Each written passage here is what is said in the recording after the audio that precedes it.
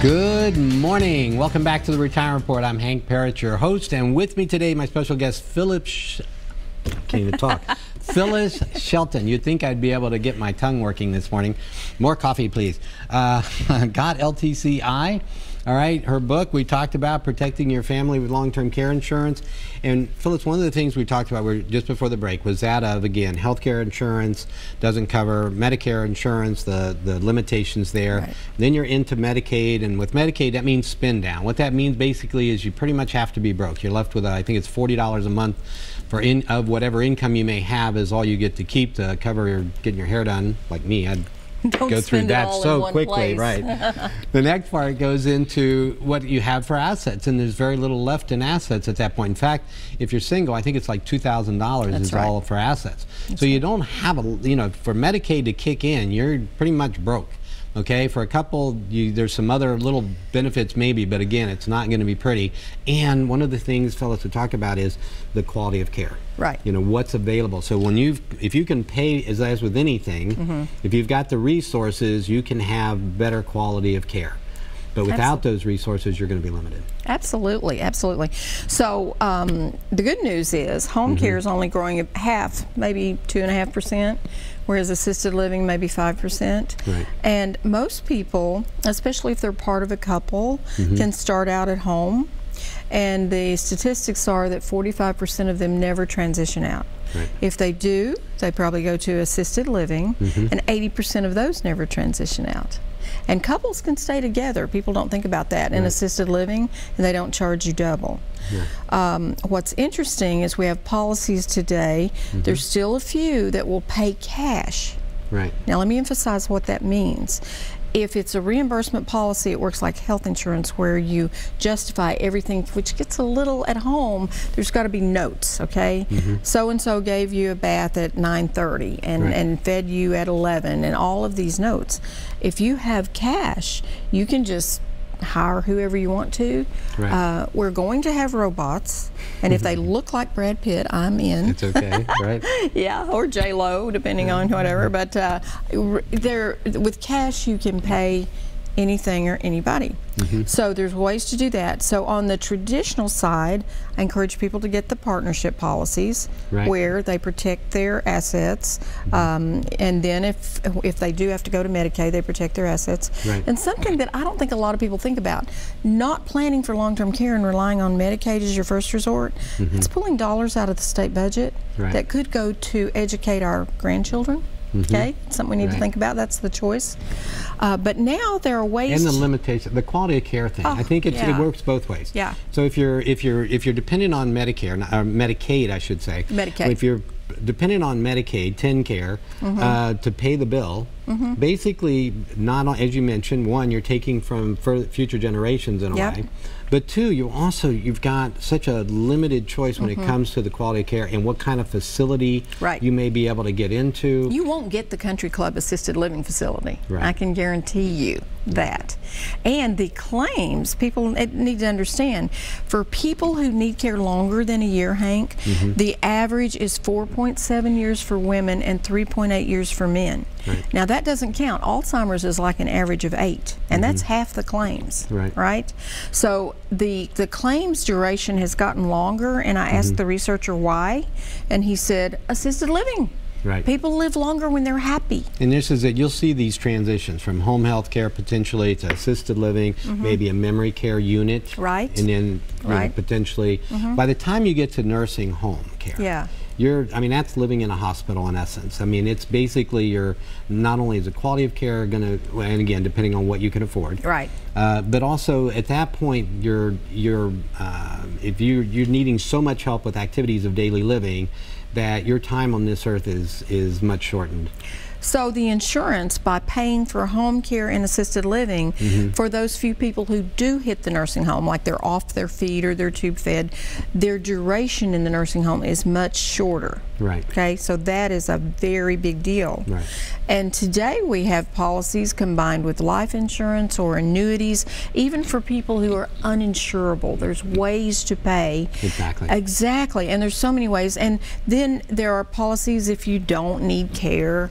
I always say denial is not another, still not a river in Egypt, but right. if you don't need care, then somebody gets the money. Yeah, exactly. So this is one of the things. An example would be, I talk about index annuities as an example on the show, and we utilize them a lot of times with portfolio construction. What Phyllis is talking about is something a little different in terms. I mean, it can work still in that regard. However, there are policies specifically with the thought of long-term care or legacy, and sometimes they combine them. Okay, so one plan, for instance, that I'm aware of out there that will give you an annuity tied to an index. You'll get the growth on that money. You'll have an added bonus that will be there for long-term care benefits. So it actually increases the amount. It can actually double your income that you might receive from that annuity for the purpose of paying for that long-term care. And it's a legacy benefit as well. It'll increase, and if you don't, any money you haven't used will still go to your family. So unlike a traditional long-term care policy where you pay the premiums, and if you never use it, well, you had the coverage, right? But their money's gone. So here's a way where you can, one of the ways you can cover that cost and still protect that money or have that money for your family if you never needed it. And there are life policies. Now with the life policies, you're typically going to have more underwriting. Annuities, there's no underwriting involved. So that's one of the benefits, as Phyllis was saying, if you might not qualify for a traditional Medicare plan, for a traditional, long-term care insurance plan. So if that's the case, this might be another alternative for you, and it's worth taking a look at. So if you're one of the first 10 callers, I'm going to throw it out there again. Well, if you're one of the first 10 callers to the office at 615-376-5325, all right, that's one of the things we can show you. We can show you how that works and if that's something that might be appealing to you. So again, one of the first 10 callers, 615-376-5325, free retirement income analysis. That means a full comprehensive financial plan. Social Security, yes, we'll answer your questions there. Medicare, how that works. The costs associated with this, and when we're doing up your plan, we look at, what do we look at? We look at income, we look at expenses, we look at your assets, we look at your liabilities, we look at what those are today, what they're going to be when you retire if you're not already retired, how to make sure you never run out of money in your lifetime and are able to maintain your standard of living and quality of life no matter how long you live. If you'd like to know that, like to know those answers, like one of the most common ones, can I retire now? If I'm retired, can I make sure I don't run out of money? What happens if I do have a long-term care issue? How can I cover that cost? If I want to retire in a year or 2 years or whatever that is, will I be able to? Am I financially going to not run out of money? What's that look like? I can show you your financial future, and I can show you how to improve it. So again, if you're one of the first 10 callers, 615-376-5325. Tess is standing by. She'll get your information. She'll send you out a packet, a checklist of things to bring to your appointment when you come in to see me. She'll schedule it. She'll do it all, right? She's standing by. 615-376-5325. Be one of the first 10 callers. And when you come in, I'll also give you a free copy of my book, 7 Steps to Financial Freedom in Retirement. And in addition, as I said, Phyllis has offered up, we're going to have the brochure that we'll also provide you when you come in. It's ABCs of long-term care insurance, and we'll do a long-term care analysis for you and show you how you can make sure that you're going to have the best quality of care, and the money's going to be there to take care of it, and it's not going to deplete it from your family, that they're still going to be taken care of as well. Okay, so one of the things, Phyllis, when it comes to long-term care, that people don't really understand all the ways that they can plan for it, of course. And as you mentioned, the quality of care that's available to them. And that can't be stressed enough. I've been in facilities where someone's on Medicaid and it's not a pretty sight. I mean, it's just, I know the people there probably do the best they can, but they've got a lot less money to work with. That's right. And in Tennessee, we have to treat people first come, first serve. But if the facility is mostly filled with Medicaid people, then obviously there's less money to work with. Right. I think it might be, let me interject something about the cost of long-term care insurance, because Sure. there's, oh, it's so expensive, and there's rate increases, and da-da-da-da-da. In fact, I have a chapter in my book called So You Can Self-Insure, You Think You Can Self-Insure, and what that does, and all the different ways of the annuities and the life insurance and all that. But I also took a case study. A couple found me on the internet, and they're 65 and 63, and they'd gotten a 90% rate increase, and they're flipping out, right? Right. Well, all I did was show them how much premium they would pay in, and you look at longevity and all of that, versus the benefits. These people had a policy that was going to give them $2.5 million in benefits in another 20 years. So we looked at reducing the benefits, which they would have saved about $25,000 in premium over the next 20 years, but they were going to give up $1.5 million of benefits. Ouch. So what do you think they did? They took the rate increase and were happy about it. Sure. So generally, couples need to plan early, okay? Late 40s, 50s for sure. And then if you look at like over the next 30 years, they're usually putting in the premium about 10% of what the benefits will be.